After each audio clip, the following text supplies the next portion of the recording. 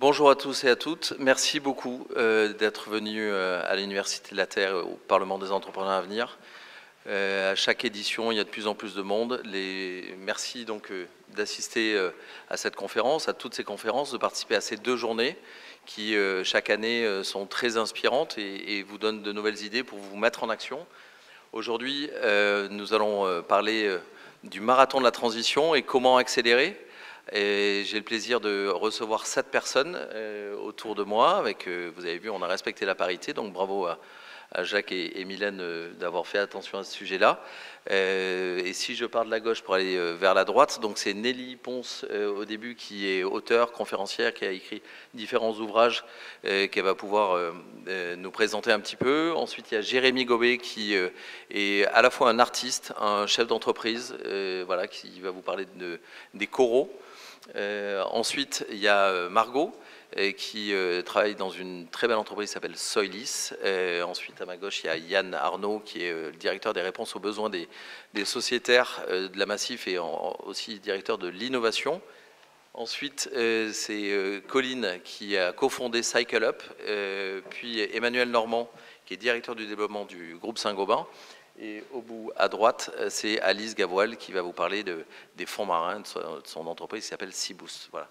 Donc, merci beaucoup. On va essayer de faire un voyage un peu sur Terre, un peu sous la mer, un voyage qui commence avec la campagne, où on va voir avec Yann de la Massif le projet qui a été mis en place et comment la Massif s'est mis au service d'une population. Vous savez, quand on parle de véhicules autonomes, on pense tout de suite à la Californie, aux grandes autoroutes.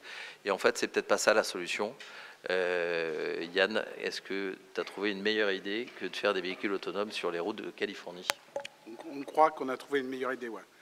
Je pense que si je vous avais interrogé en début d'intervention sur finalement, pour vous, le véhicule autonome, qu'est-ce que c'est, comment il se représente en fait, je pense que beaucoup d'entre vous, sans doute pas tous, mais beaucoup d'entre vous auraient dit c'est un gars plutôt propre sur lui, qui est dans un véhicule plutôt luxueux, sur une autoroute, et puis à un moment il lâche le volant pour lire son journal, dans un embouteillage ou pas, sur une autoroute ensoleillée. En fait, cette image-là, elle est très forte parce que c'est la première qu'on a vue. Et puis elle correspondait finalement à plusieurs choses. D'abord, c'était vrai, c'était pas de la réalité virtuelle, c'était là, on le voyait. Et puis le deuxième truc, c'est que c'est vrai que cette image a été très forte aussi parce qu'elle correspondait finalement à un fantasme d'enfant, une idée qu'on a toujours eue, c'est un voyage un peu agréable où finalement on est passager et on a le temps de faire autre chose. Le problème, c'est que cette image-là, finalement, elle n'est pas très différente du monde dans lequel on vit, de l'autosolisme, du véhicule particulier, de l'urbain. Et en fait, ce qu'on a voulu faire à la Massif, donc on est très intéressé par les véhicules à la Massif parce qu'on est le premier assureur de France. Donc ça veut dire que tout ce qui se passe dans l'automobile, ça nous interroge. Mais en même temps, on est mutualiste. Et donc on se dit toujours, finalement, est-ce qu'il y a des moyens, finalement, de rendre la mobilité un peu plus inclusive qu'elle ne l'est? Alors vous savez très bien qu'aujourd'hui, si on n'a pas de véhicule, on a une vie qui est un peu différente de celui qu'on a une. Et notamment quand on est privé d'autres solutions, c'est-à-dire en périphérie des villes ou dans la ruralité. Donc nous, finalement, quand on a vu arriver ce véhicule autonome, comme tout le monde, hein, sur au journal de 20 heures ou promu par certains, on s'est dit, est-ce que c'est ça l'avenir? Et puis qu'est-ce que ça apporte? Et finalement, à quoi ça rime? Et en fait, on s'est dit, mais en fait, tous ces gens qui sont en train de pousser ce modèle, et qui se sont demandé s'il y avait une clientèle. Et on s'est dit, à part une élite de gens qui vont pouvoir mettre beaucoup d'argent dans un véhicule, bah finalement, ça ne va pas répondre à beaucoup de besoins. On s'est dit, par contre, et ça c'est notre volet mutualiste, on s'est dit, mais il y a plein de gens qui ont des besoins de mobilité. Il y a plein de gens qui aujourd'hui sont privés ou en difficulté de mobilité. Et où ils sont dans les campagnes. Ils sont en périphérie des villes. Et tous ces gens-là, l'accès à l'emploi pour eux, l'accès à la culture, l'accès aux loisirs, c'est difficile. Donc nous, on s'est dit, ben, en fait, le véhicule autonome, demain, il doit prendre une autre forme. Et cette autre forme, c'est celle d'une navette autonome, partagée, dans ces zones périurbaines ou rurales, plutôt électrique parce que c'est finalement une énergie qui est assez adaptée. Et si on a ça, si on promeut ce modèle, ben, du coup, on aura une société qui peut évoluer, qui peut changer. Alors évidemment, quand on est arrivé avec cette idée, il y a 3 ans, on nous a beaucoup rayonné, hein. C'est-à-dire que globalement, on a pris le tir de barrage de tous les gens qui pensent un peu tous de la même façon en disant modèle économique, En campagne, vous êtes au courant, il y a des vaches. Moi, j'habite en campagne, hein, donc je sais qu'il y en a des vaches. Puis on nous a dit, non mais il n'y aura pas assez de gens, en fait, on ne va pas trouver, encore une fois, comment rentabiliser quelque chose comme ça. Et donc on s'est mis à réfléchir sur cette idée avec des partenaires qui nous ont dit, tiens, c'est intéressant, on va creuser. Et puis pas des petites boîtes, hein, Orange, Microsoft, Vinci, Michelin, tout un tas de, il y en a 12 en tout, hein, d'autres assureurs. Et on s'est dit, est-ce qu'on peut promouvoir un modèle en fait, d'inclusion autour de ce véhicule autonome? Ce n'est pas la solution, d'accord? Par ailleurs, la Massif, on soutient les structures d'autopartage, de covoiturage, etc. Ces modèles-là sont très utiles, mais globalement, est-ce qu'on peut, encore une fois, développer, avec cet objet technologique nouveau, un nouveau service, là où les gens sont plutôt privés de moyens de mobilité? Par rapport à cette image qu'on a tous en tête du véhicule autonome, moi je voudrais vous en donner une autre aujourd'hui. Essayez là de vous convaincre que le véhicule autonome, sous forme de navette, ça peut être autre chose. Ça peut être une navette qui, dans une zone relativement de quelques kilomètres carrés, d'une petite commune, va pouvoir le matin emmener les enfants à l'école, va pouvoir dans la journée et sur un temps très long, parce que pas simplement dans la semaine, c'est son principal intérêt par rapport au fait d'avoir un chauffeur, pouvoir faire du sur-mesure, va pouvoir transporter une partie de la journée des passagers, mais aussi éventuellement le boucher sans eau qui se pose la question de savoir si il voit de moins en moins de gens, s'il va maintenir son commerce, de lui dire mais en fait on peut amener en fait les choses chez les gens. Finalement, le côté protéiforme de ces navettes, il est extrêmement intéressant parce qu'il peut rendre plein de services en fait dans des zones qui ont tendance à être les oubliées de tout un tas de choses. Alors par rapport à toutes ces questions qu'on nous a posées, il n'y a pas de 5G, il y a des vaches, il y a tout ça. En fait, depuis 3 ans, on réfléchit avec un groupe encore une fois, d'industriels, de gens du service sur comment on rend ça possible. Et la bonne nouvelle, c'est qu'on a la bonne équipe en France et en Europe pour faire ça. Donc ce modèle-là, il peut exister. Tous les gens qui sont là disent, il ne faut pas que ça soit un modèle subventionné, il faut que ça soit un modèle qui économiquement tienne. Il peut tenir. Donc je ne vais pas vous convaincre là en 8 minutes, je vais juste vous dire que ça fait 3 ans qu'on travaille là-dessus. On n'a pas encore trouvé un élément pour dire que ça n'existera pas.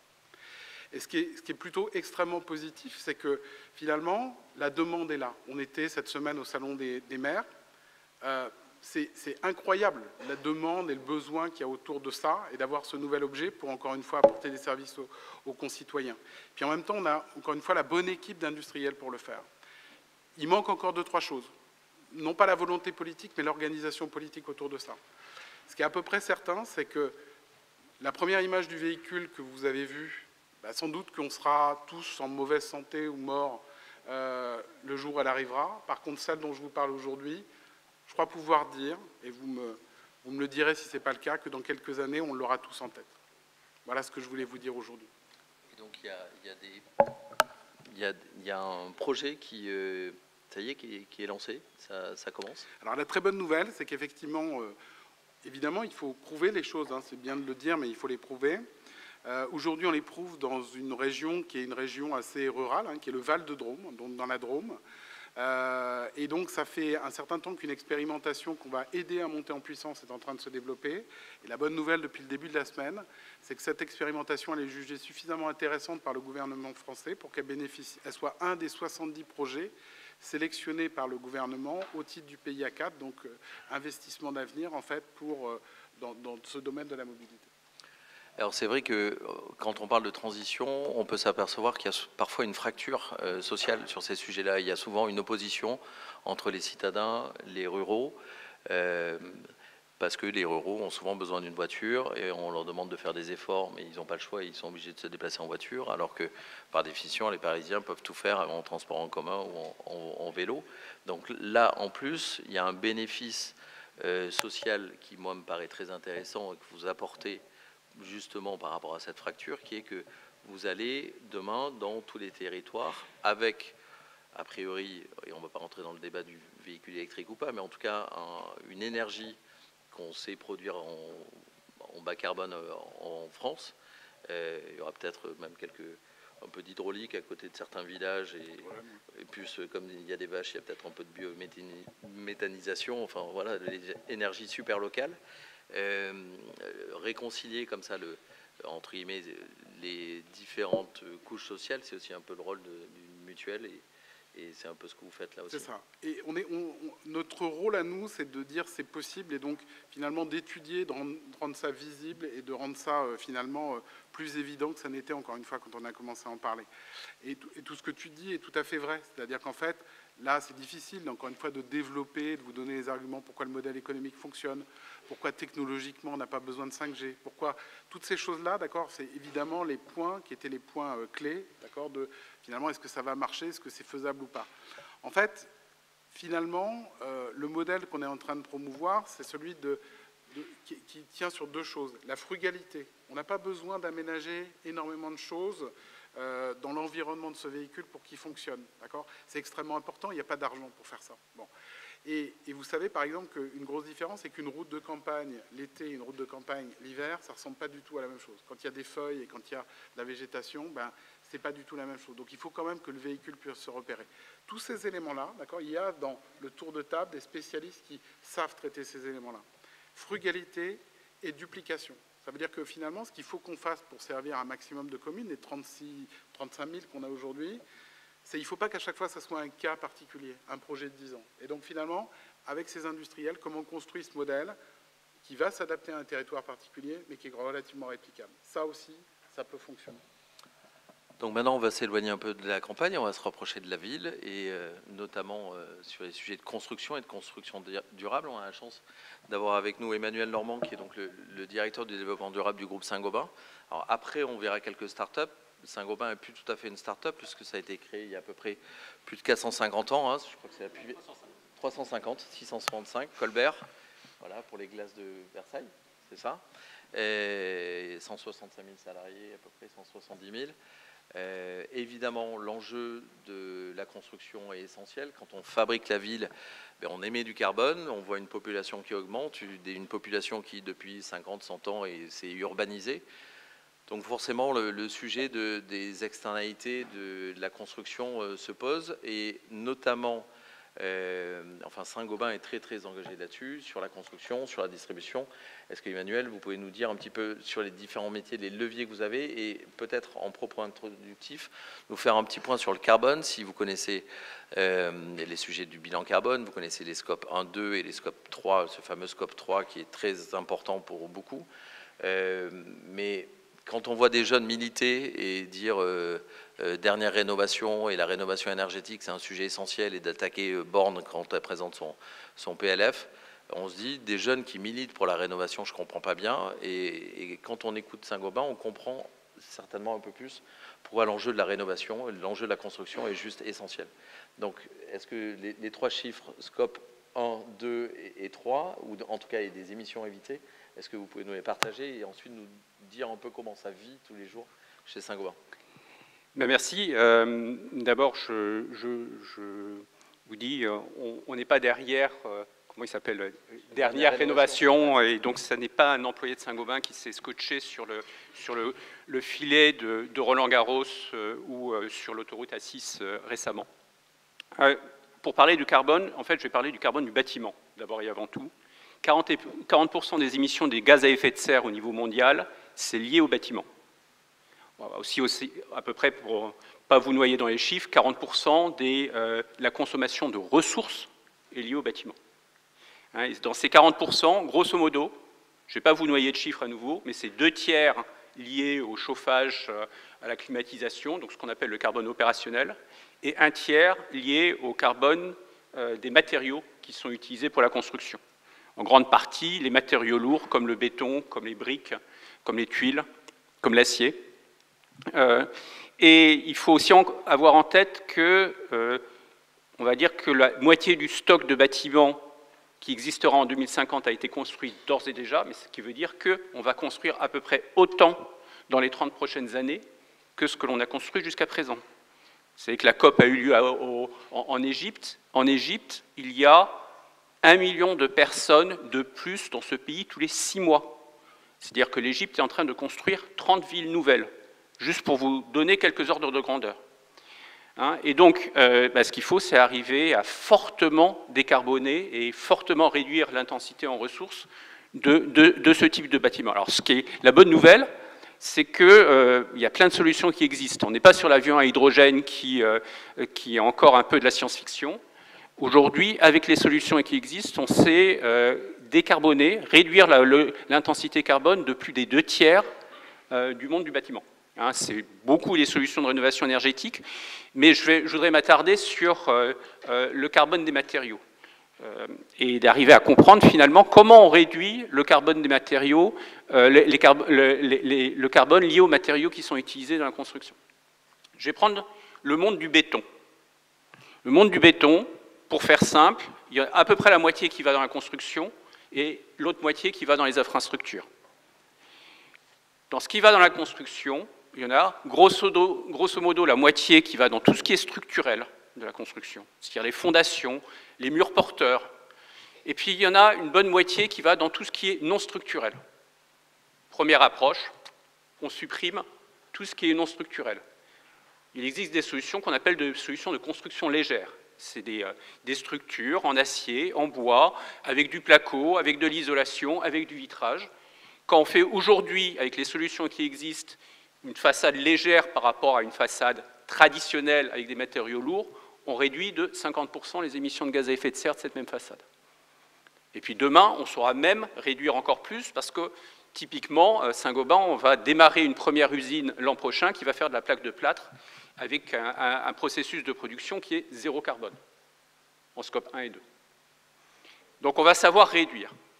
Et puis, malgré tout, il y a quand même du ciment ou du béton dont on a besoin d'un point de vue structurel. Alors, on pourrait se dire, on peut remplacer ce béton structurel par autre chose, par du bois, par exemple. Alors ça marche à certains endroits, il faut avoir les forêts. Je reviens sur l'Égypte. Quand on se promène en Égypte, c'est très jaune. On ne voit pas beaucoup de forêts en Égypte. Donc, je ne suis pas certain que mes 30 villes nouvelles en Égypte, elles pourraient être construites avec des structures en bois. Donc il faut y aller avec du béton. Les pyramides, en fait, elles ne sont pas en bois. Elles ne sont pas en bois non plus. Ouais, non. Et donc il faut arriver à réduire le contenu carbone du béton qui est utilisé, c'est-à-dire remplacer ce qu'on appelle le clinker par autre chose. Il y a plein de moyens de remplacer le clinker par autre chose. Il y a juste qu'il faut maintenir la performance du béton. Quand on arrive à remplacer ce clinker par autre chose, par des déchets, ce qu'on appelle du fly ash, du slag, et quand on arrive à aussi changer des agrégats par des agrégats qui sont des agrégats recyclés. Pour garder la performance de tout ça, il faut mettre un peu de chimie. Il faut mettre un peu de chimie qui aide le béton à garder ses caractéristiques. Et ça, c'est aussi un domaine d'activité dans lequel Saint-Gobain s'est fortement développé ces dernières années. Et donc, avec tout ça, on développe des solutions qui permettent de réduire très, très significativement l'empreinte carbone et l'intensité en ressources des nouvelles constructions. Et alors, il y a des nouveaux produits où vous avez aussi à séquestrer du CO2, c'est ça ? Alors, on peut essayer d'arriver à séquestrer du CO2 dans les matériaux de construction. Moi, il y a un sujet qui me plaît beaucoup. Alors, ça marche en labo, ça ne marche pas encore à l'échelle industrielle. Mais c'est de prendre du béton de déconstruction. Hein, le béton de déconstruction, il reste du ciment qui n'a pas réagi. Vous le broyez, après vous le mélangez avec du CO2. Et en fait, qu'est-ce que vous faites? Vous recarbonatez le ciment du béton en question. C'est-à-dire on fait l'inverse de la production de ciment. On va aller recréer des particules de calcaire. Ces particules de calcaire, elles vont être très très stables. Et ces particules, on va les utiliser pour remplacer du sable, par exemple, pour réaliser des mortiers. C'est un sujet que j'aime beaucoup parce que c'est vraiment très très circulaire, ça permet de capter du CO2 de fumée, ça marche bien en labo. La petite difficulté aujourd'hui, c'est que la cinétique de réaction est assez lente. Hein, donc il faut arriver à comprendre comment accélérer tout ça pour avoir des captations qui soient rapides, importantes, et que l'on puisse à la fois capter ces fumées et remplacer du sable ou des agrégats là où c'est possible. Et est-ce que vous pouvez revenir sur le bilan carbone, parce que je trouve ça très révélateur, scope 1, scope 2 de Saint-Gobain. De Saint-Gobain. Saint-Gobain, c'est 10 millions de tonnes en scope 1 et 2 chaque année. C'est une trentaine de millions de tonnes en scope 3. C'est en émissions évitées chez nos clients, notamment par la rénovation énergétique, c'est-à-dire c'est vraiment de la baisse de réduction d'émissions liées à l'utilisation de nos solutions. Grosso modo, les solutions qu'on vend pendant un an permettent d'éviter chez nos clients, pendant la durée de vie de l'utilisation de ces solutions, 1,3 milliard de tonnes de CO2. Donc l'effet de levier de nos solutions sur la chaîne de valeur est extrêmement important. Ça ne veut pas dire qu'il ne faut pas qu'on traite notre empreinte. Et on s'est engagé sur la neutralité carbone, on a des objectifs de réduction d'un tiers de nos émissions de carbone à 2030 par rapport à 2017. On a déjà fait les 2 tiers du chemin et on est en train d'accélérer. Ouais. Donc scope 1 plus scope 3, 40 millions de tonnes et en émissions évitées, 1,3 milliard de tonnes de CO2, ce qui est monstrueux. Alors après ça coûte de l'argent et donc il faut continuer à innover. Et donc il y a certaines entreprises, je pense notamment à Gessina ou au groupe La Poste, qui créent des fonds carbone qui permettent de financer l'innovation avec des sujets de taxonomie interne. On va rentrer un peu dans la technique, mais du coup, je trouve intéressant de partager sur ces sujets-là, de savoir comment on peut financer l'innovation, comment on peut récompenser les projets les plus vertueux, comment on peut sanctionner d'une certaine façon des projets qui sont un peu en retard. Chez Saint-Gobain, il y a un fonds carbone aussi. Alors, il y a surtout un prix du carbone. C'est-à-dire on prend nos décisions comme si le carbone était cher. Et en fait, on a 2 prix du carbone. Pour nos investissements, on travaille avec un prix à 75 € à la tonne, alors partout dans le monde. C'est vrai qu'en Europe, on est à peu près à ce niveau-là aujourd'hui. Ce n'est pas le cas aux États-Unis, en Inde ou en Chine. Donc nos investissements, on fait comme si, aujourd'hui, la tonne de CO2 coûtait 75 €. Et donc, ça permet de décider des investissements qu'on ne déciderait pas si la tonne de CO2 ne vaut rien du tout. Et pour ce qui est la R&D, pour encore accélérer sur la R&D, on a pris un prix de 150 € à la tonne, parce qu'on se dit que le monde qu'on va avoir en 2035, ça sera un monde où le carbone sera cher. Et donc il faut nous anticiper et aujourd'hui accélérer notre innovation dans un monde où le carbone sera cher. Ouais, donc c'est avec un prix de la tonne de carbone aussi élevé, on comprend bien l'intérêt de lancer, de créer des produits qui soient au maximum décarbonés et qui soient favorables à une décarbonation de votre secteur d'activité. Donc là, on était sur la construction. Maintenant, on va un peu déconstruire, ou en tout cas, on va parler de ce qui se passe après, avec Colline, qui est la cofondatrice de Cycle Up, qui est, comme Alice et Margot, rattachée, ou en tout cas qui a été accélérée par Aegis, qui est donc une société qui fait de l'ingénierie d'exploitation. Voilà, et donc c'est ces 3 femmes qui vont vous parler de 3 projets très innovants. Et donc on va commencer avec Colline. Moi, c'est vrai que le cas de la déconstruction, on en avait entendu parler notamment au moment de la rénovation de l'hippodrome de Longchamp. Je ne sais pas si vous vous rappelez, mais l'hippodrome a été transformé. Ceux qui vont au Solid Days, qui sont allés voir le concert des Rolling Stones mi-juillet, ont vu que l'hippodrome était beaucoup plus joli qu'avant. Donc l'hippodrome a été cassé et donc il y avait évidemment beaucoup de gravats. Et donc qu'est-ce qu'on fait avec ça? C'est un des sujets qui peuvent être traités par Cycle Up, mais est-ce que tu peux nous parler des différents métiers qu'il y a chez Cycle Up? Bonjour à tous. Il faut que je m'approche un peu.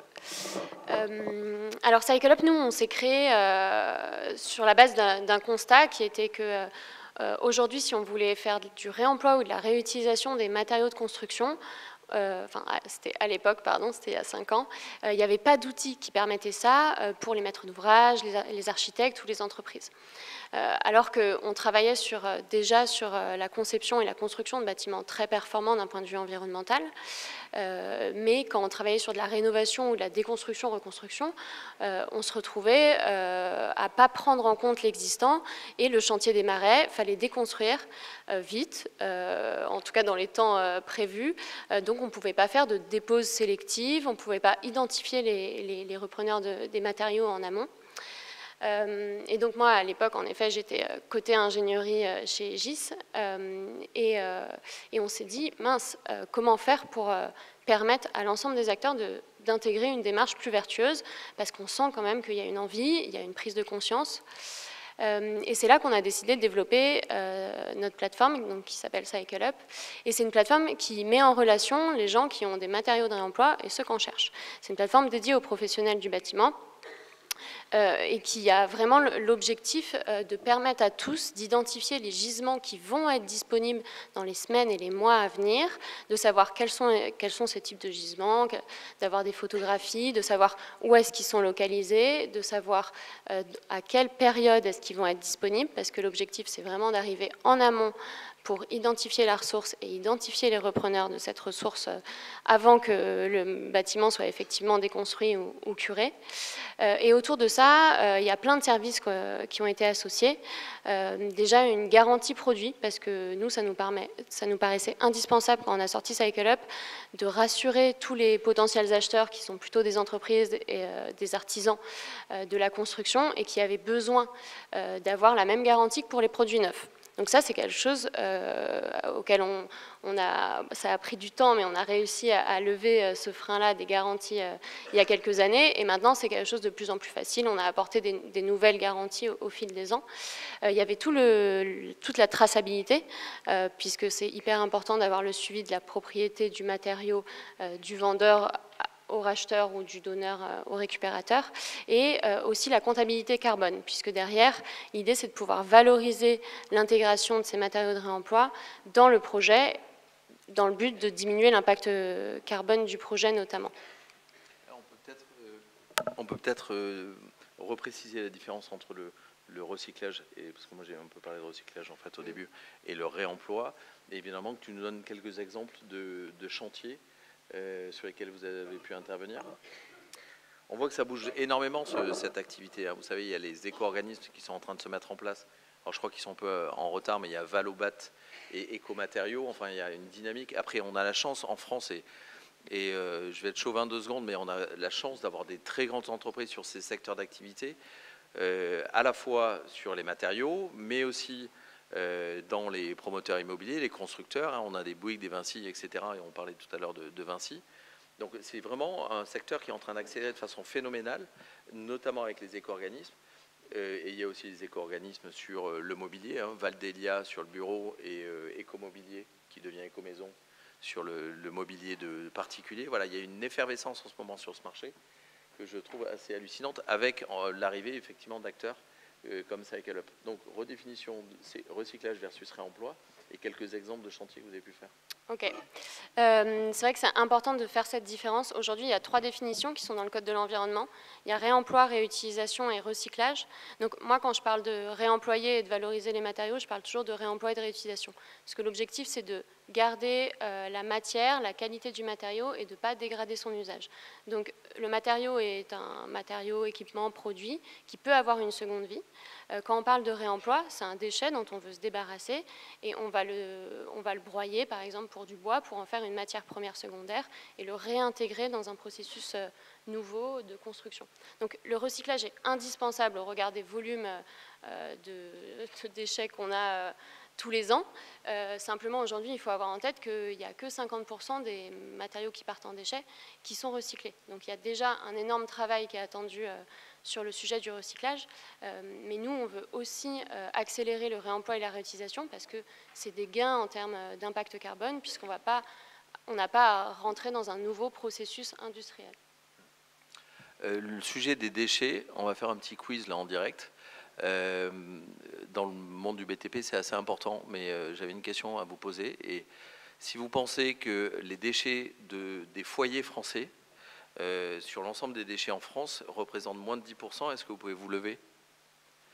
C'est-à-dire, on dit les déchets de nos poubelles, la fameuse poubelle jaune, grise, verte, pour le verre, nos poubelles des familles françaises, des citoyens français. On ne parle pas, je différencie des entreprises. Si c'est moins de 10%, vous avez le droit de vous lever. Du total des déchets en France. Pardon, excusez-moi. En pourcentage, moins de 10%. Même personne. Bon, il y en a certains qui se lèvent, effectivement, c'est 8%. 92% des déchets en France sont générés par les entreprises, et dans ces 92%, il y a 70 points où c'est le BTP. Et effectivement, si un jour vous rénovez une maison, vous allez vous apercevoir que vous allez générer énormément de déchets. Si vous voyez une tour à la Courneuve qui s'écroule, forcément c'est beaucoup de déchets par rapport à votre petit paquet avec le film plastique ou le yaourt, etc. Voilà. Donc c'est pour ça que l'enjeu est essentiel. Vous avez une deuxième activité. Donc il y a cette marketplace qui permet de mettre en relation. aujourd'hui. Est-ce que tu peux nous donner quelques chiffres sur de nombre de clients, de volume peut-être, entre guillemets de CO2 évité peut-être? Alors, aujourd'hui, les chiffres dont on peut parler, c'est que, par exemple, cette année, on a dépassé les 1000 commandes sur la plateforme. Donc, 1000 commandes, ça correspond à peu près 3000 typologies de produits qui ont été vendus.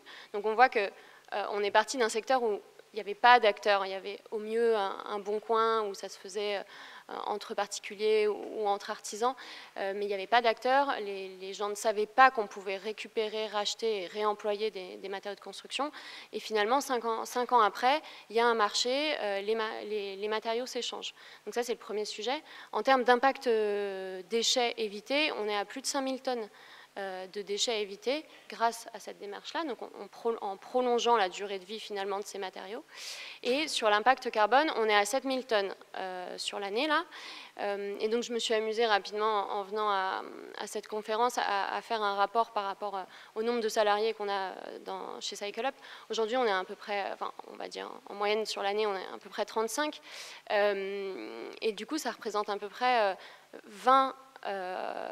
bon, donc, pardon, je vais reprendre. Donc, l'économie carbone, ça représente à peu près l'impact carbone de 70 Français dans l'année, celle qu'on a faite cette année. Donc, et finalement, de 700 Français, pardon. Et finalement, ça fait 20 Français par personne dans l'équipe. Ok. Donc si vous connaissez des entrepreneurs, hein, n'hésitez pas à leur dire, quand vous démontez les plaques de plâtre de chez Placo Saint-Gobain, qui sont encore parfaites ou elles n'ont pas été utilisées peut-être, elles peuvent se revendre sur une marketplace. Et justement, Emmanuel, chez Saint-Gobain, il y a toute l'activité de distribution. Ce type de nouveau modèle, vous travaillez avec, est-ce que... On travaille avec Cycle Up en particulier, donc oui, non, c'est des sujets qu'on regarde bien évidemment.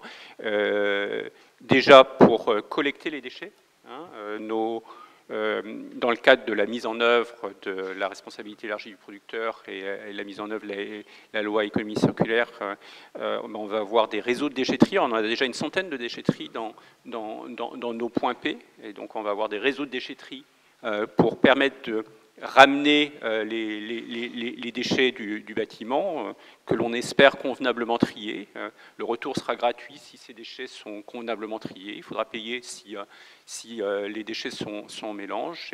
Et puis après, travailler effectivement avec les uns et les autres, les acteurs du réemploi, les acteurs du recyclage, pour créer des filières.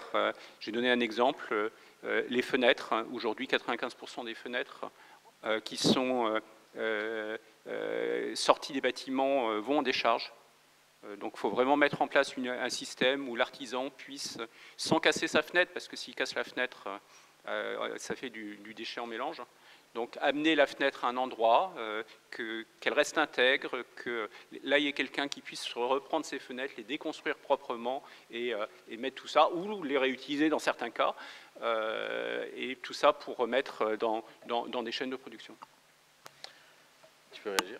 Ou non, moi, là, en fait, du coup, une des questions, c'est est-ce que donc, vous accompagnez certains entrepreneurs sur des nouveaux ou des archis sur des projets comme ça? C'est des projets de neuf, des projets de rénovation? Est-ce qu'il y a des aspérités? Est-ce qu'il y a des différences entre ces deux types de projets? Quels sont les matériaux que vous récupérez le plus?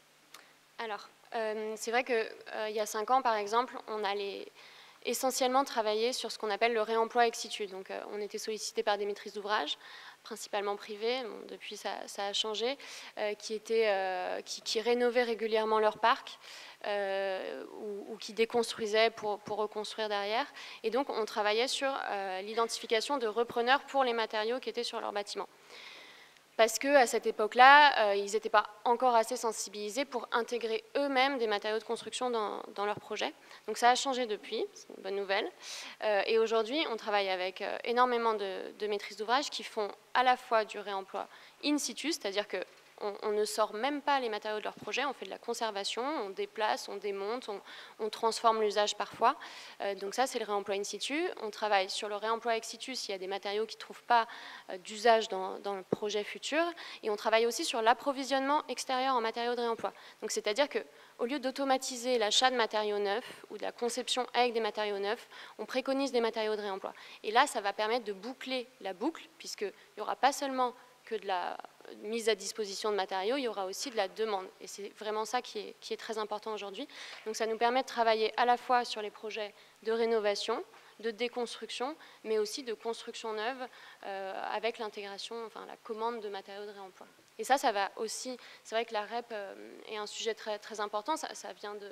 C'est tout jeune, ça sera réellement mis en place en 2023 et ça va participer à l'augmentation de l'identification des flux de matériaux de réemploi. Mais il y a toujours un sujet, c'est que les matériaux de réemploi ne sont pas des déchets, il faut qu'ils soient déposés d'une certaine manière pour être effectivement réemployés derrière, donc il faut arriver très en amont. Et ça, c'est aussi pour ça qu'on a beaucoup travaillé auprès des maîtrises d'ouvrage pour développer ça. Et je finis juste sur un sujet que je voulais mettre en valeur, c'est qu'aujourd'hui, il y a de plus en plus de maîtrises d'ouvrage, notamment publiques, soit des aménageurs, soit même des régions, donc la région Île-de-France, la région Pays de la Loire, Plaine Commune, qui était le premier qui s'était mis de tels objectifs, mais aujourd'hui, il y a aussi la FAB à Bordeaux, par exemple. Eux, quand ils font construire un bâtiment, ils prescrivent d'intégrer un certain pourcentage du coût de construction qui est dédié aux matériaux de réemploi. Et on parle d'entre 1 et 5% en fonction des bâtiments. Donc il y a une vraie commande sur le sujet, ce qui permet derrière, évidemment, de faire bouger les choses auprès des concepteurs et auprès des constructeurs. Donc voilà, vous connaissez Le Bon Coin Vinted, maintenant vous connaissez Cycle Up, et voilà, Colline, avec des enjeux beaucoup plus importants que juste les 3 t-shirts que vous jetez ou que vous revendez tous les ans. On va sortir un peu de la maison pour aller se promener dans les champs, et Margot qui travaille chez Soilis, donc qui est aussi un spin-off, et moi je crois énormément à l'intrapreneuriat, à cette culture à la fois start-up et solidité de grands groupes. Margot est donc aujourd'hui chez Soilis, qui participe à la régénération des sols. Est-ce que, Margot, vous pourriez nous expliquer un peu ce que vous faites? Bien sûr, Thomas, vous m'entendez bien? Ouais. Bonjour à tous, merci de me donner la parole. Alors, nous, on est effectivement une petite filiale d'Egis. On n'est pas encore ni 120 000, ni 35, on est 6, donc... Voilà. Et j'ai aussi mes petites notes, mes anti-sèches, donc je vous remercie pour votre indulgence. Il y a beaucoup de choses que j'ai envie de vous dire. Effectivement, nous, on travaille sur les sols. Ceux qui ont assisté à la conférence juste avant de Marc-André Sellos, pardonnez également mes raccourcis ou les peu d'éléments que je retiendrai aujourd'hui, mais il a dit quelque chose qui me paraît important. Les sols, c'est le placenta de l'humanité, mais généralement, on ne voit pas son placenta. Les sols, c'est 25% de la biodiversité sur Terre, c'est un outil de production agricole, c'est des forêts, mais c'est aussi des sols qui, entre guillemets, sont délaissés et on pourrait considérer qu'ils ne servent à rien. En fait, non, nous, on vient et on se dit, en fait, tous les sols méritent d'être restaurés. Pourquoi? Parce que, voilà, 25% de la biodiversité, mais c'est aussi le deuxième plus grand stock de carbone de la planète. Alors, je ne sais pas si parmi vous, il y a des gens qui ont un jardin ou qui fréquentent des parcs publics, j'imagine que oui, ou qui traversent des autoroutes et des chemins de fer qui traversent des écosystèmes. Qu'est-ce qu'on fait de ces sols-là? Je vous pose la question, vous n'avez peut-être pas aujourd'hui la réponse. Aujourd'hui, on ne s'en occupe pas. Ils sont plutôt dégradés. Donc nous, notre objectif, c'est de faire prendre conscience et d'amener tous ceux qui ont un pouvoir de décision sur du sol à s'en occuper, à le restaurer et à l'entretenir, à le préserver.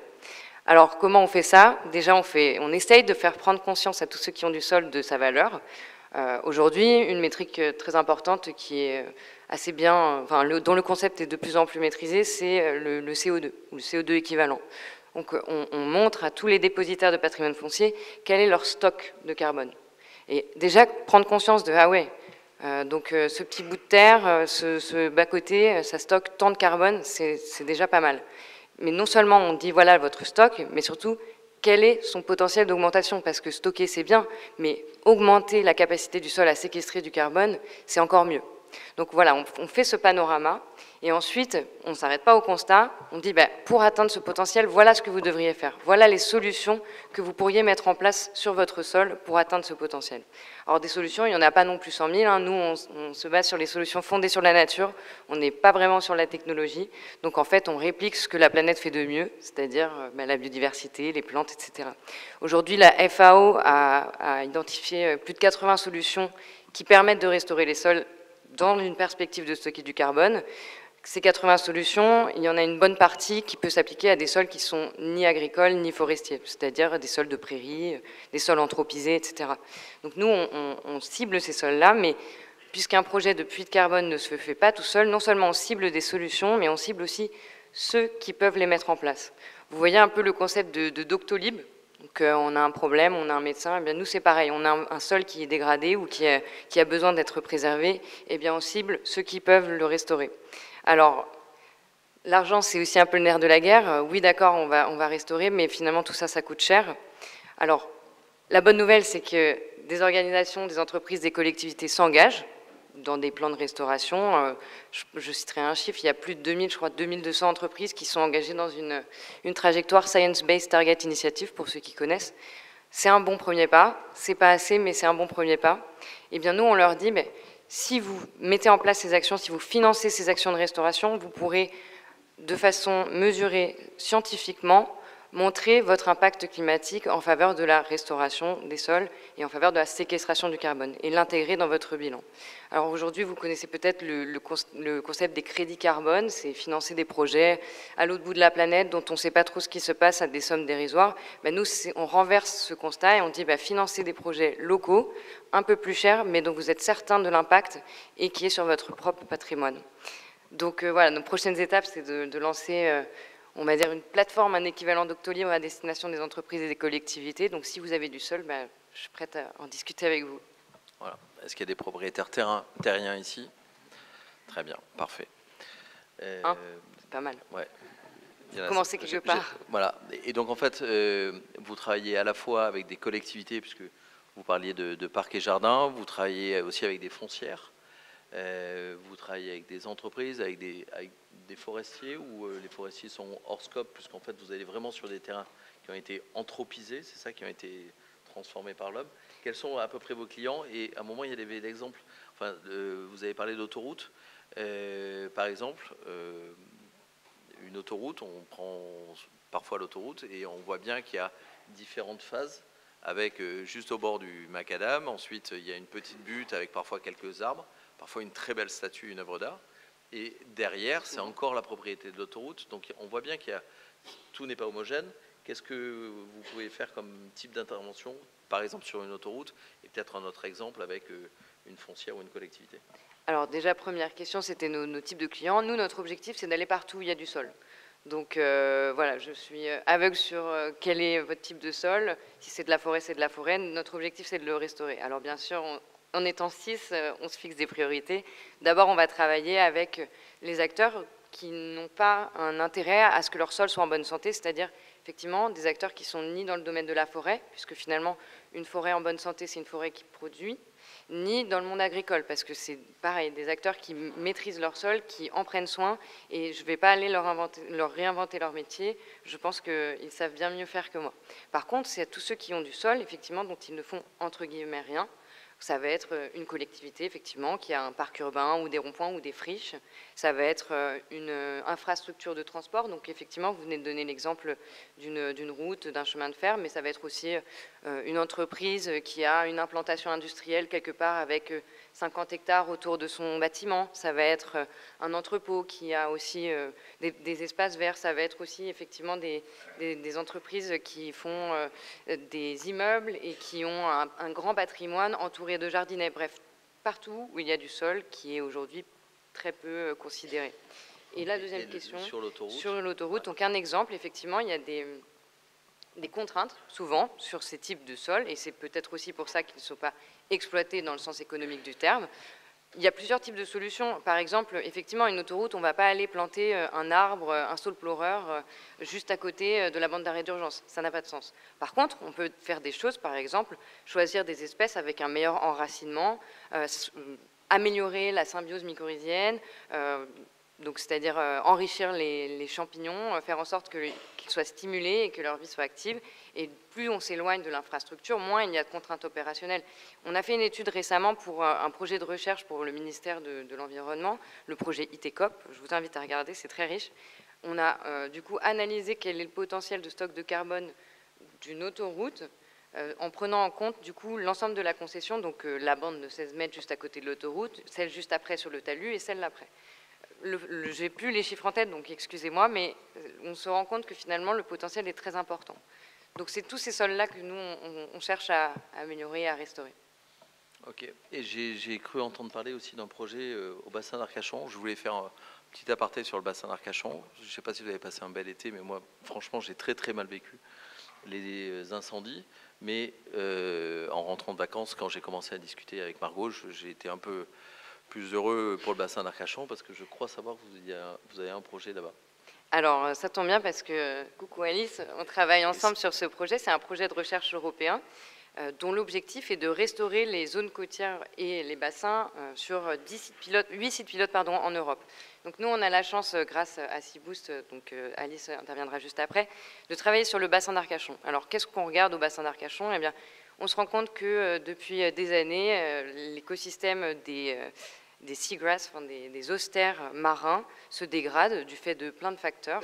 Seaboost développe des concepts de restauration de ces espaces marins et nous, ce qu'on vient regarder, c'est quel est l'impact de cette restauration dans le sol, dans l'écosystème sol, donc pas la biomasse, mais vraiment le compartiment sol.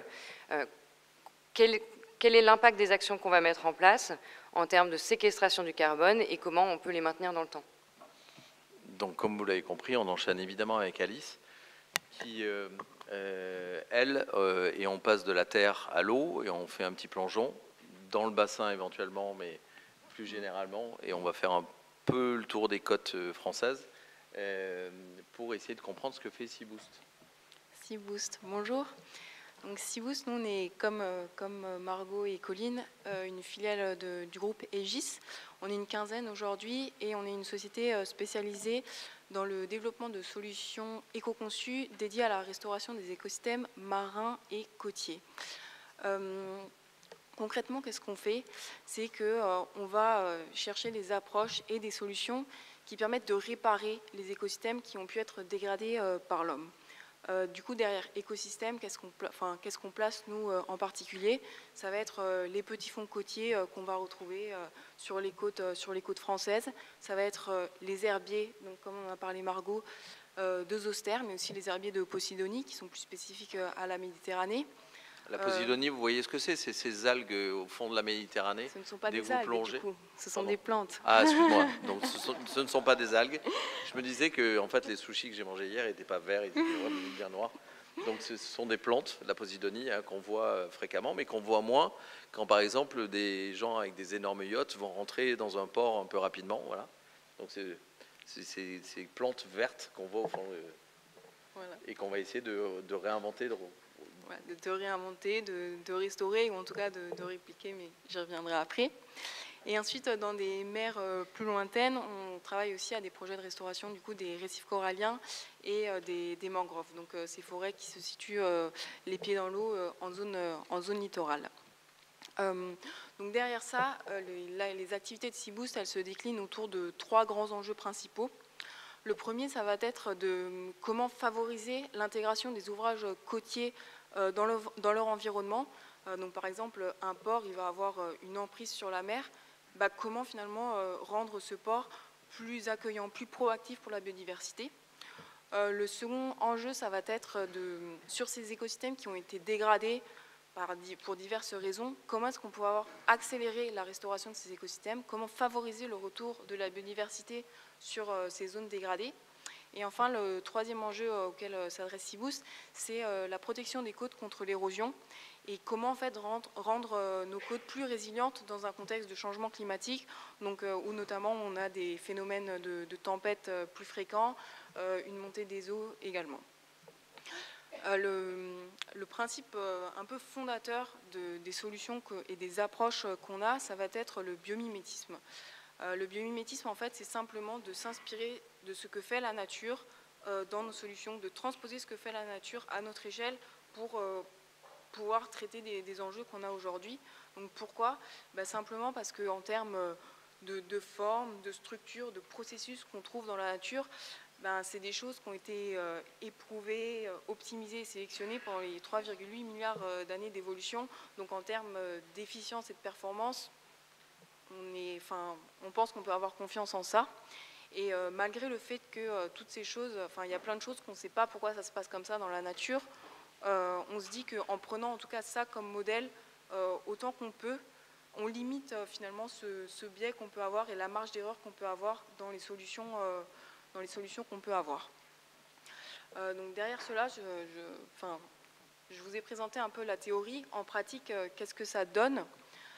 Est-ce que vous avez implémenté des systèmes avec un retour d'expérience? Enfin, voilà, qu'est-ce que c'est pour de vrai et quels sont les bénéfices, hein? Vous comprenez bien que si il n'y a plus de Posidonie, si on rase tout, etc., il n'y a plus d'écosystème, j'espère. Je vais en profiter pour faire une page de publicité, hein. On est à peu près au milieu de notre conférence. Donc je vous invite tous à faire la fresque de la biodiversité. Vous allez comprendre vraiment la dimension systémique de la biodiversité. Et à partir du moment où vous enlevez la Posidonie, il n'y a plus rien, etc. Voilà. Vous pouvez aussi faire la fresque de la construction, où vous comprendrez l'importance du sable et peut-être demain une raréfaction du sable. La fresque de la mobilité aussi, hein, évidemment. Et je vous la fresque des sols aussi. La fresque des sols, la fresque océane. Et la fresque de l'économie circulaire aussi. De l'économie circulaire. Et on parlera un peu plus tard, avec toute cette dimension culturelle, de la fresque des nouveaux récits. Et j'aperçois au fond la vice-présidente de la Fédération française de golf qui a plein de terrains. Et peut-être qu'il y aura un jour la fresque du golf. Sachez qu'il y a la fresque du football. Comme quoi, si on arrive à convaincre des footballeurs et des supporters de football, on peut peut-être sauver le monde. Donc on continue tout de suite. C'était la petite page de publicité pour nos amis de la fresque. Évidemment, faites plein de fresques. Et on pourra aussi parler de l'atelier d'automne. Donc, retour d'expérience, qu'est-ce que vous avez fait? Est-ce qu'il y a des expériences où, en fait, vous avez mis en place des solutions et vous avez découvert qu'en fait, ça fonctionnait bien? Alors, déjà, je vais commencer avec un exemple. Ensuite, on verra si le temps le permet de présenter d'autres exemples. Mais un exemple sur lequel on a eu un bon retour d'expérience, c'est au niveau, donc, dans le parc national des Calanques, au niveau de la calanque de Cortiou. Donc en fait, dans cette calanque, il y a le rejet des eaux usées de Marseille. Donc historiquement, ça fait voilà, historiquement, il y a eu ces rejets qui ont été réalisés avec une qualité des eaux qui n'était pas à la hauteur. Du coup, les écosystèmes, donc ce fond côtier a été complètement dégradé. Toute la biodiversité qu'il pouvait y avoir, elle a fui et finalement tout le substrat sur lequel qui pouvait attirer la vie a complètement été râpé. Il y a eu de nombreux efforts qui ont été faits et en fait le constat a été fait que la pression sur cette calanque aujourd'hui au niveau de la qualité des eaux, elle n'existait plus, donc il y avait des conditions qui permettaient d'envisager un retour de la vie. La question qu'on s'est posée, c'était dans quelle mesure est-ce qu'une action de restauration écologique pouvait permettre d'accélérer le retour de la biodiversité et la restauration de cet écosystème.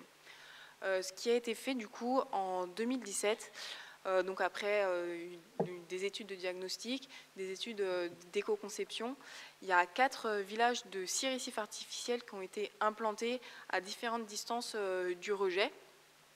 Du coup, ces récifs artificiels, toujours en suivant ce principe de biomimétisme, ils ont été conçus de manière à avoir des formes, des orientations, des cavités qui correspondaient en fait aux besoins des espèces locales qui pouvaient se développer dans les écosystèmes alentours qui n'avaient pas été affectés par cette pollution. C'est du coup 36 récifs artificiels qui ont été implantés en 2017. Après 3 années de suivi scientifique, on a déjà plus de 65 espèces différentes qui ont pu être identifiées au sein de ces écosystèmes. Donc là, déjà, la grande conclusion de ce projet expérimental, c'est que oui, on a pu permettre le retour de la vie. Cette calanque, elle n'est pas morte en fait. Comment est-ce qu'on a pu restaurer la biodiversité? C'est en apportant du substrat, en apportant des abris, des zones où les poissons pouvaient venir se cacher, s'alimenter, se reproduire. Donc, on a clairement démontré que accélérer le processus de restauration d'un écosystème, c'est possible. Aujourd'hui, dans ces récifs, on va trouver toute la chaîne trophique, donc des petits poissons, du juvénile, des sards, des girelles, mais aussi des poissons qui, dans la chaîne trophique, sont bien plus hauts, comme du mérou, de la murène, de la mostelle, Donc c'est vraiment des espèces emblématiques du parc national des Calanques qu'on a pu finalement faire venir dans une zone qui, il y a quelques années, était totalement dégradée. Donc c'est le retour de la vie grâce à des solutions qui sont au départ assez technologiques. Et là, on a parlé de pas mal de technologies, de solutions. On va faire un pas de côté, on va prendre un peu de recul parce qu'on sait bien que cette transformation culturelle et cette transition écologique et sociale, elle ne pourra pas se faire qu'avec de la techno et qu'il ne faut pas trop croire aux green tech qui vont nous sauver.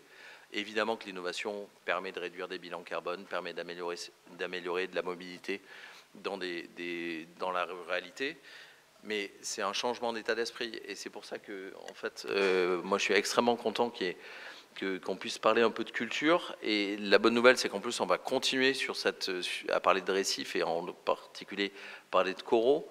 Mais Jérémy, j'aimerais bien que vous nous racontiez un petit peu tout ce que vous faites et l'évolution que vous avez eue en fait, dans votre réflexion pour, avec cette dimension artistique au départ, aller de plus en plus proche de quelque chose d'opérationnel et qui pouvait permettre justement de recréer la vie.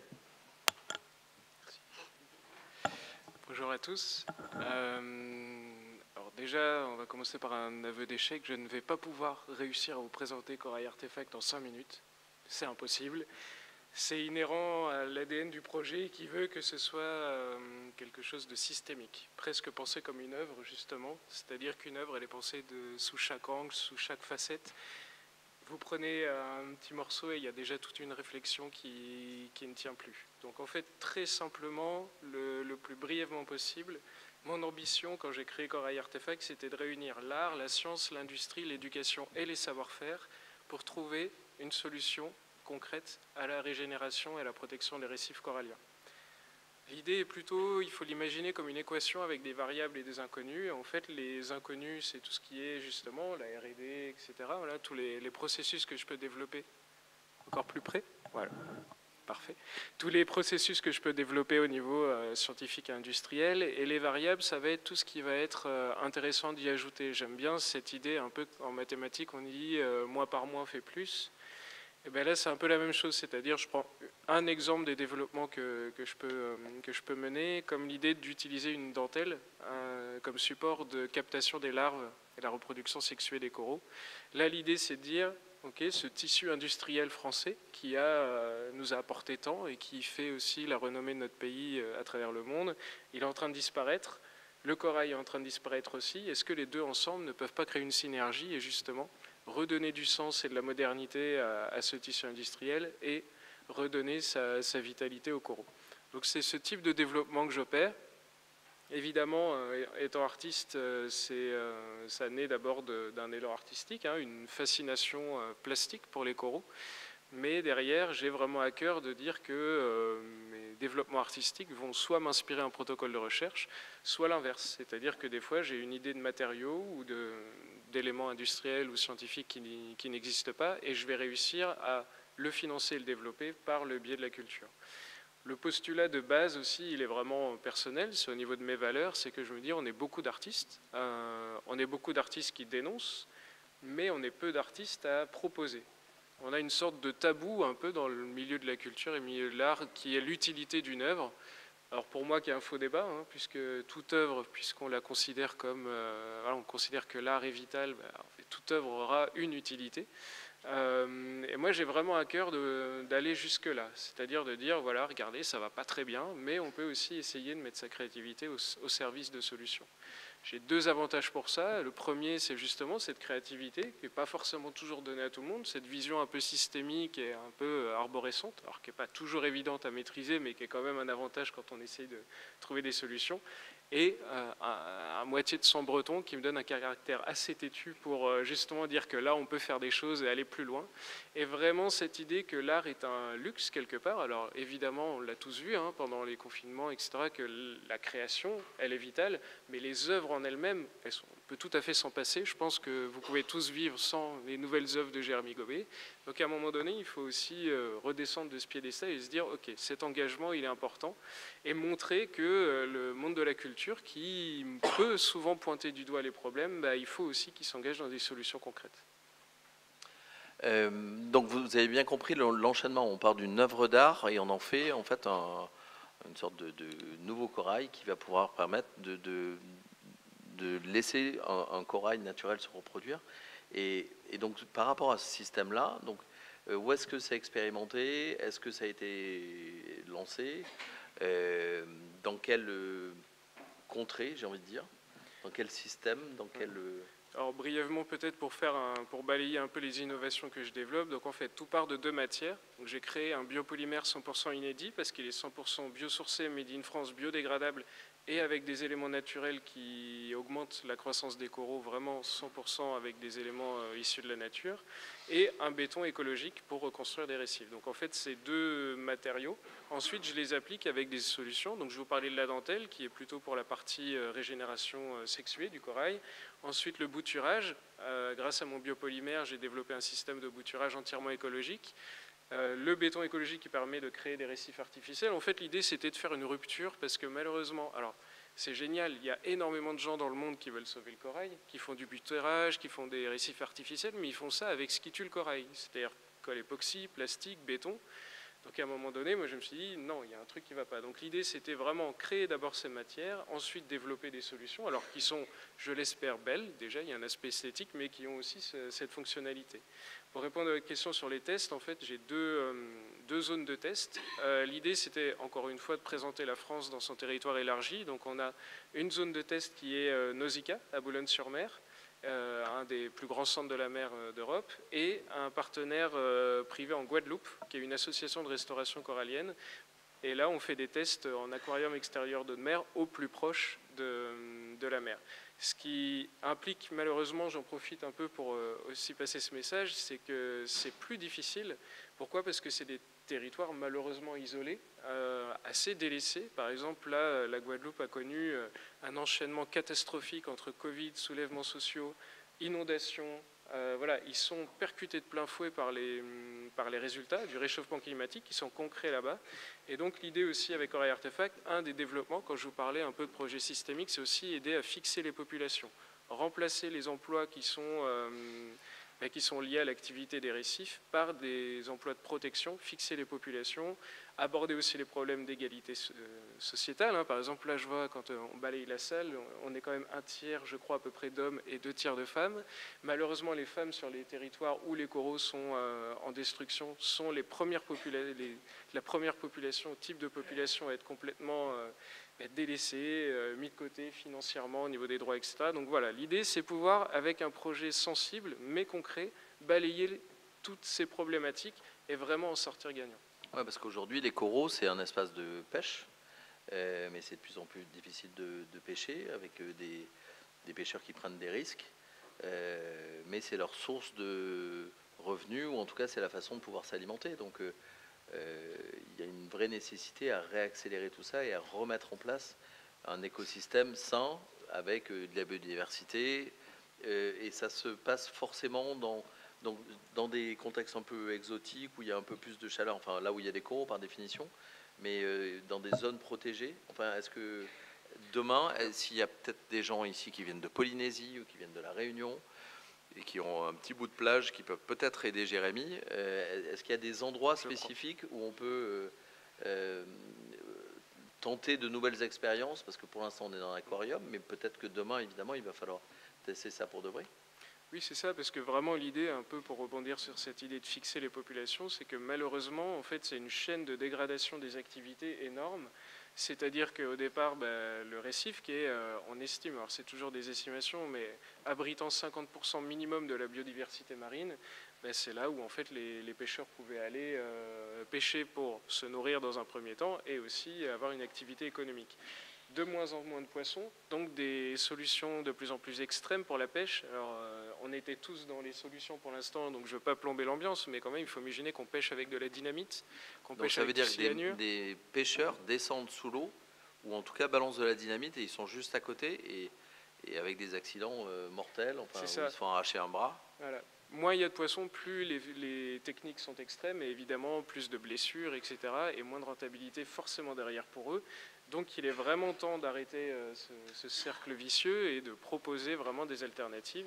Alors régénérer les récifs, évidemment, comme tu disais Thomas, il y a des réserves marines protégées, c'est des endroits où il n'y a plus d'activité, mais c'est trop facile de dire « Attendez, vous faites ça depuis toujours et on va vous apprendre que maintenant, aujourd'hui, il ne faut faire plus rien. » Et du coup, il n'y a plus d'activité possible. Donc non, l'idée, c'est vraiment de se dire, évidemment, il y a des zones à protéger, hein, comme les zones aussi terrestres, donc des zones marines à protéger, mais il faut évidemment proposer, substituer les activités par des emplois concrets et avec du sens. Parce que c'est ça aussi, hein, moi je le vois déjà avec les ouvriers des ateliers de dentelle, par exemple.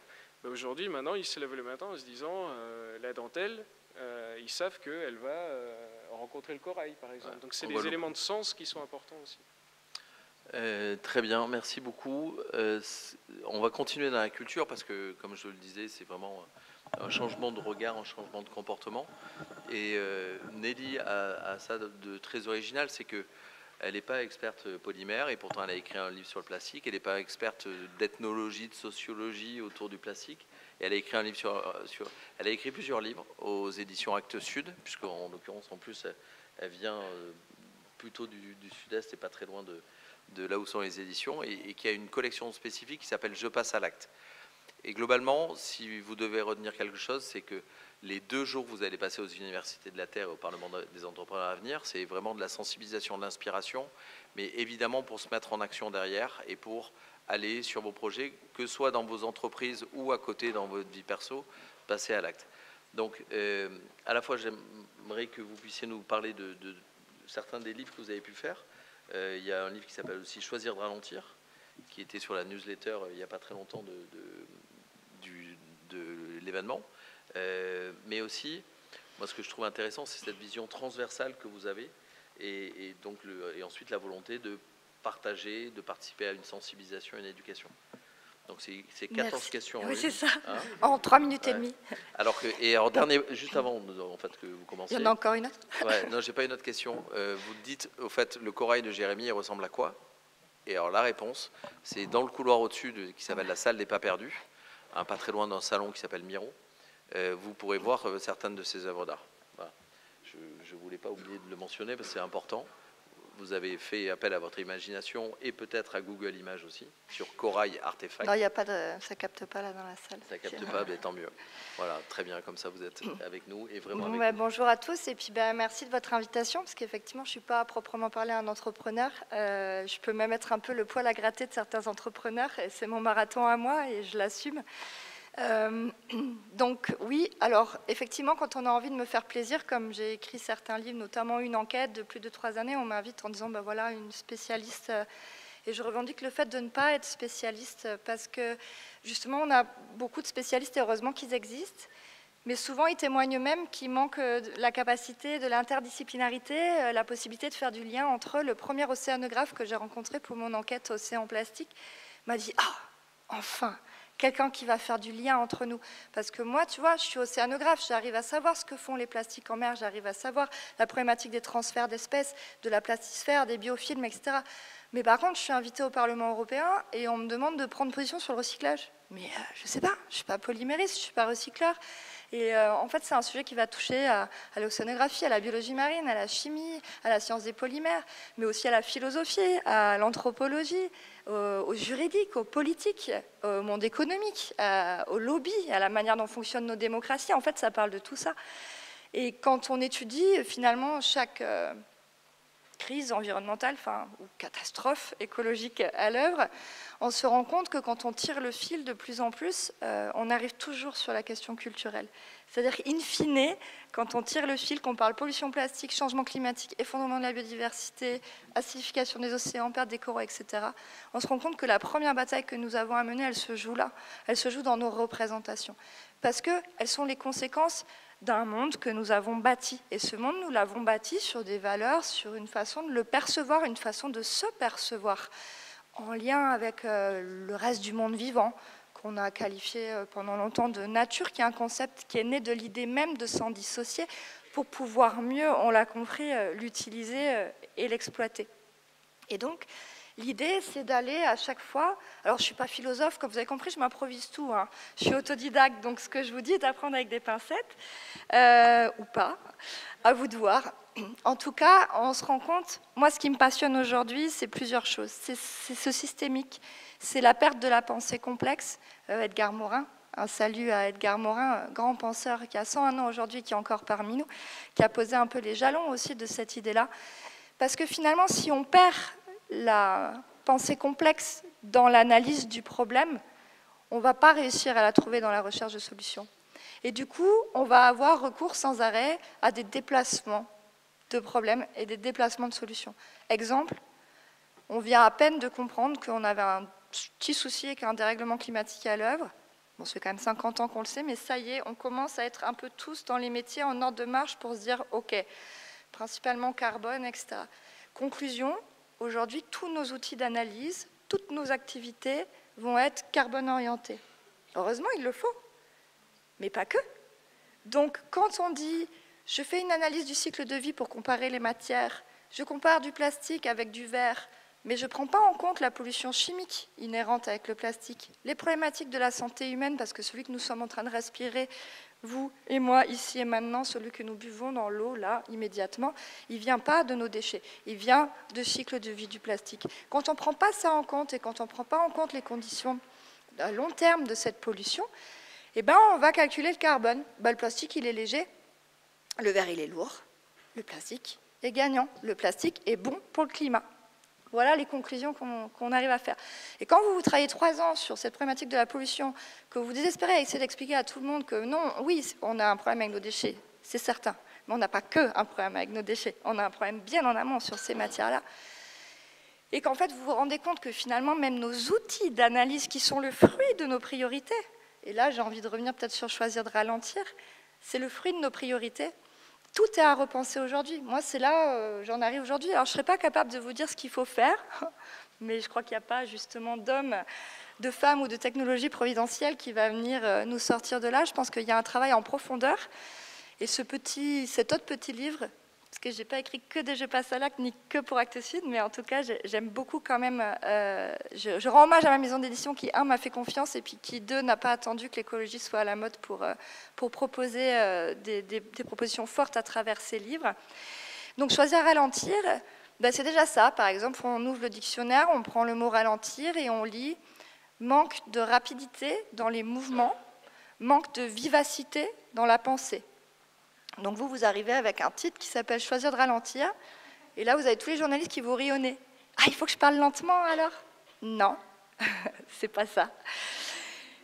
Choisir de ralentir, c'est justement ça, c'est faire un pas de côté, c'est se réapproprier sa capacité d'attention, c'est réfléchir un petit peu à la marge du monde, c'est revoir ses priorités, c'est revoir toutes ces hypothèses qu'on a fondées. Moi, quand j'étais en fac de maths économie, on me parlait de la main invisible et j'avais un peu du mal à... Je disais, mais concrètement, là, en fait, concrètement, c'est une hypothèse. Donc, en fait, vous êtes en train de dire qu'on a monté tout un système sur une hypothèse non vérifiée et non appliquée. Bah oui. Mais moi, j'ai pas envie d'apprendre. En fait, déjà, on me dit ça, j'ai un blocage intellectuel.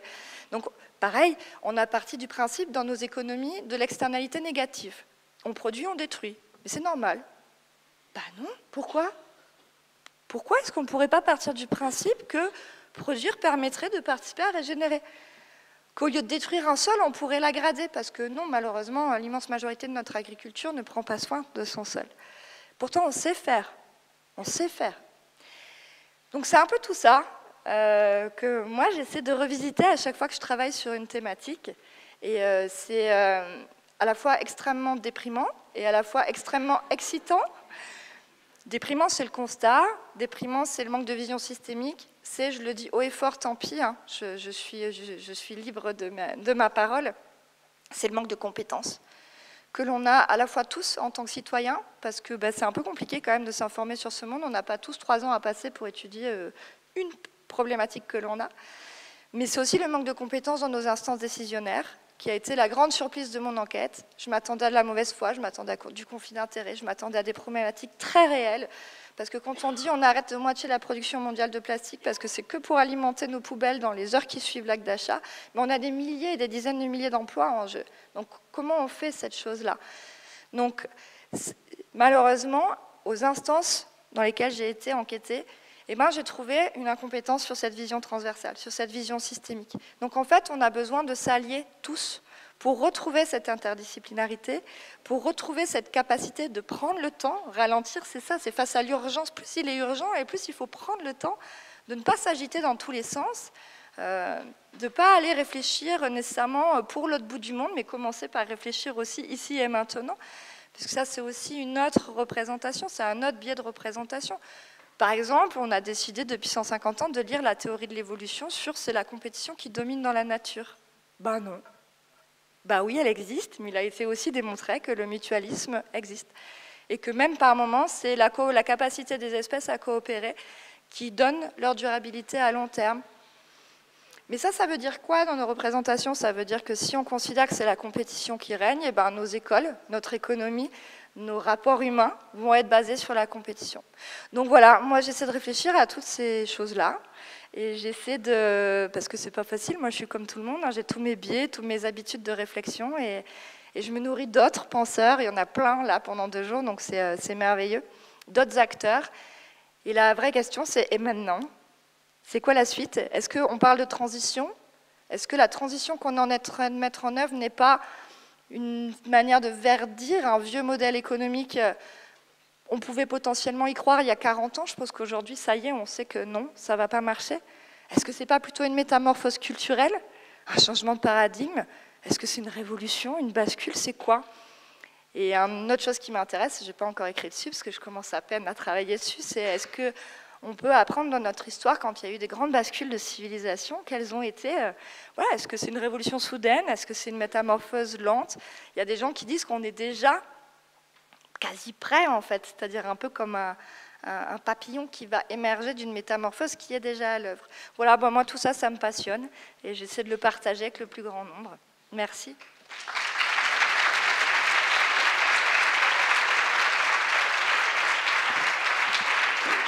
Merci Nelly. On va en profiter, il reste encore 10 minutes, mais on va faire une petite page de pub de plus. Nelly, il paraît que tu animes une conférence demain. Ah oui. Alors, donc pour ceux qui viennent demain, et j'espère que vous êtes très nombreux à venir demain. J'ai la chance de modérer la table ronde demain à 14h30 sur les océans. Alors, du coup, je profite parce que comme je serai modératrice, mon point de vue n'aura aucun intérêt, okay. N'est-ce pas, donc Thomas? Tu as 30 secondes. J'aimerais bien qui s'appelle l'or bleu. Donc après l'or noir, on a l'or bleu, sauvons les océans. Donc on va discuter de tout ça, par contre, avec des personnes passionnantes et inspirantes, dont par exemple Jean-Louis Etienne et François Sarano. Donc bienvenue tous demain à 14h30. Jean-Louis Etienne, toujours passionnant, qui prépare toujours des explorations. Je ne sais pas quel âge il a, mais il est fabuleux. Donc l'invitation de Nelly, vous l'avez bien compris, c'est de repenser le progrès, de se dire, voilà, est-ce que, et c'est assez, on voit monter cette question de plus en plus, c'est quoi le bonheur? Est-ce que la croissance telle qu'elle est envisagée aujourd'hui de notre PIB, est-ce que c'est ça qui nous permet d'avancer et de progresser? Il y a de plus en plus de publications sur le sujet. Et je vous invite à regarder ce sujet-là. Et ce qu'il y a d'intéressant, c'est que, et ce que dit Nelly, c'est sur ce sujet de la coopération. J'espère que, ou si vous ne l'avez pas fait, je vous invite à regarder un documentaire qui s'appelle « Une fois qu'on sait », ou « Une fois que tu sais », ou « Une fois », ou un truc comme ça. Certains ont le vrai titre ou pas? « Une fois qu'on sait ». Emmanuel, je ne sais plus comment. Avec notamment Pablo Servigne, qui est sur une animation d'une soirée dans ce fameux village où il y a une nouvelle démocratie. Pablo Servigne, qui a écrit un livre, il est connu comme collapsologue, mais en fait, sa pensée est bien plus systémique et complexe et intéressante. Il a notamment coécrit un livre qui s'appelle L'entraide, l'autre loi de la jungle, que justement je suis en train de lire et qui est très éclairant sur ces sujets. C'est ça. Et une fois que tu sais, collectivement, enfin à un moment il y a un passage, qu'est-ce qu'on fait? Et en fait, c'est le collectivement qui est intéressant. Et la trace qu'on pourrait tous garder de cet échange, si vous voyez, il y a des technologies qui avancent, qui permettent de décarboner, il y a des grands industriels et des startups qui prennent des initiatives partout. Mais pour revenir un peu sur le propos de Nelly, à la fin, c'est qu'en fait, il faut qu'on soit tous ensemble parce que on ait vraiment cette approche de tous les regards. Récemment, j'ai eu la chance de déjeuner avec un des patrons du CNRS qui a 8000 chercheurs dans son équipe, qui travaillent sur les sciences de l'univers, sur le climat, sur la géologie et tout. Et en fait, dans notre conversation, petit à petit, on s'est dit qu'en fait, il fallait qu'il fasse intervenir des ethnologues, des sociologues. Il commence à travailler sur le sujet de la résilience, c'est-à-dire comment on se prépare à demain un niveau de l'eau qui va monter de 5 mètres, comment Cherbourg peut faire pour préparer sa résilience à chaque fois qu'il y aura une inondation. Et ça ne peut pas se faire que par des ingénieurs, même si Saint-Gobain fait des choses extraordinaires. Il va falloir que des sociologues interviennent, et je suppose que vous travaillez avec des ethnologues, des urbanistes, des sociologues, des philosophes. Et c'est ce multi-regard. Et évidemment, du coup, l'appel que je vous fais, c'est continuer à vous cultiver, faites plein de fresques, soyez curieux, allez sur d'autres sciences, allez sur des conférences où vous ne connaissez pas du tout le sujet. C'est là où vous allez apprendre le plus. Il reste encore quelques minutes, 7 minutes selon mon chrono. J'aimerais savoir s'il y a quelques questions dans la salle. Je sais qu'il y a des journalistes, je sais qu'il y a des gens de la Fédération française de golf, je sais qu'il y a des jeunes aussi. Moi j'aimerais bien, je suis un grand fan de Pour un réveil écologique. Est-ce que certains qui sont nés en 400 ou 380 ppm veulent prendre la parole? Jeune homme.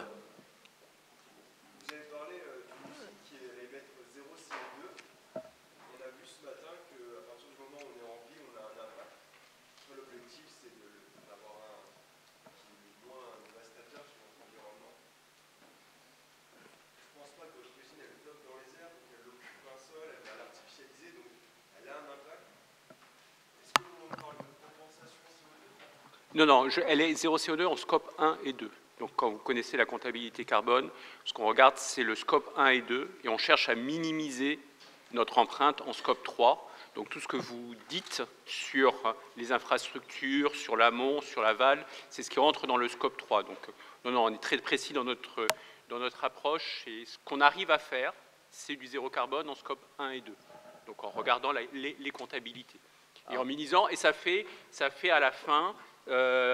si je prends une plaque de plâtre, aujourd'hui avec la comptabilité carbone que l'on a sur la plaque de plâtre, quand elle est zéro carbone en scope 1 et 2 et quand on minimise ce que l'on fait en scope 3, grosso modo on arrive à baisser de 70% l'empreinte carbone de la plaque de plâtre. La plaque de plâtre n'est pas zéro carbone, comme le verre n'est pas zéro carbone. Il reste une empreinte et bien évidemment on va chercher à la minimiser. Et une des voies de continuer à minimiser, c'est typiquement d'augmenter le contenu recyclé, de l'alléger, et puis venir aussi sur est-ce qu'on a besoin de l'utiliser ou pas, est-ce qu'il y a d'autres modèles qu'on peut développer, de faire que on n'ait pas besoin de produire, mais on crée de la valeur dans la durée avec ce type de produit par la réutilisation ou par les changements d'usage ou des choses comme ça. Mademoiselle. Pour revenir sur le carbone, hein, la règle c'est facile. Hein. C'est quoi le sujet du carbone? C'est merci. La mesure, l'évitement, la réduction, la contribution et l'implication de tous sur toute la chaîne. Et l'évitement, évidemment, est un sujet essentiel. Et quand on parle d'économie circulaire, de réemploi, etc., là, on évite de produire des nouvelles matières. C'est le Don't Buy This Jacket de Patagonia qu'on connaît tous depuis 10 ans. Mademoiselle, et après... Bonjour, merci à tous, c'était très intéressant. Moi j'ai une question, c'est super le carbone, mais est-ce que vous mesurez votre impact sur la biodiversité? Parce que l'artificialisation des sols, c'est une des 5 causes de l'effondrement de la biodiversité sans laquelle on n'est rien. Donc qu'est-ce que vous faites sur ça aujourd'hui? Merci. La question s'adresse à... Principalement Saint-Gobain, mais ceux qui veulent répondre, allez-y. Donc on a pas mal de régénération. Est-ce que Emmanuel voulait parler de biodiversité? Oui, je vais être très rapide. Nous, surtout, on fabrique des matériaux, donc on n'est pas aménageur. Donc nous, notre premier impact sur la biodiversité, c'est par les ressources. Notamment, on exploite des carrières où on va aller acheter des ressources auprès de tiers. Et donc notre première action en matière de biodiversité, c'est au travers de la ressource, des plans de gestion de la biodiversité, minimiser, ne pas exploiter dans des zones protéger ou trouver les moyens de minimiser l'impact. Le bois aussi, hein, on parle beaucoup de la construction de bois ou des produits biosourcés. Il faut s'assurer que les chaînes d'approvisionnement en bois soient durables et notamment en matière de biodiversité. Donc notre action avant tout, elle est vers l'amont. À partir du moment où nous, on n'est pas aménageurs, et donc c'est plutôt nos clients qui vont aller regarder la manière d'appréhender la biodiversité à l'aval du cycle. À Laval, en 2 mots, hein, évidemment, ce n'est pas la ville de Laval dont on parle. Tout le monde avait compris. Mademoiselle.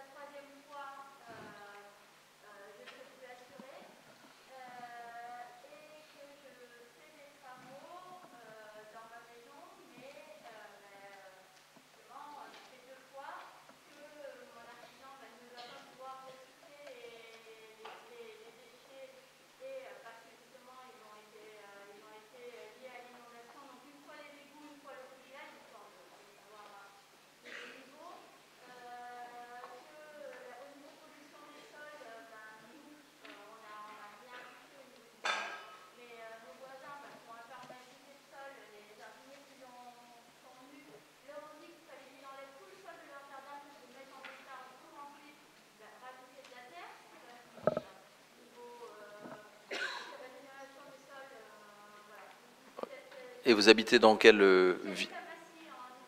D'accord, inondation à Massy. Ok. Ok.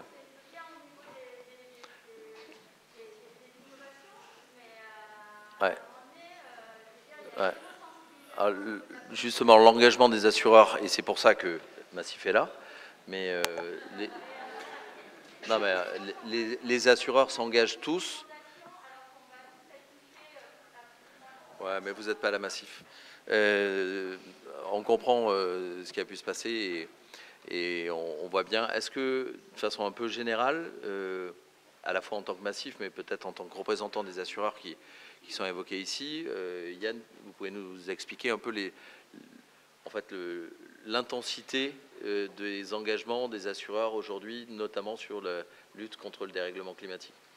Oui, c'est évidemment un péril qui monte. Et donc, globalement, toute la question qui est posée aujourd'hui, alors qu'on parle beaucoup de pouvoir d'achat, etc., c'est est-ce que ce risque, il est encore gérable économiquement? C'est une question qui agite, encore une fois, le monde de l'assurance, mais aussi les pouvoirs publics. Parce qu'à un moment ou à un autre, une société où, par exemple, les assureurs commenceraient à dire « ça coûte trop cher, on se retire, on n'assure plus », c'est une société qui serait fragilisée.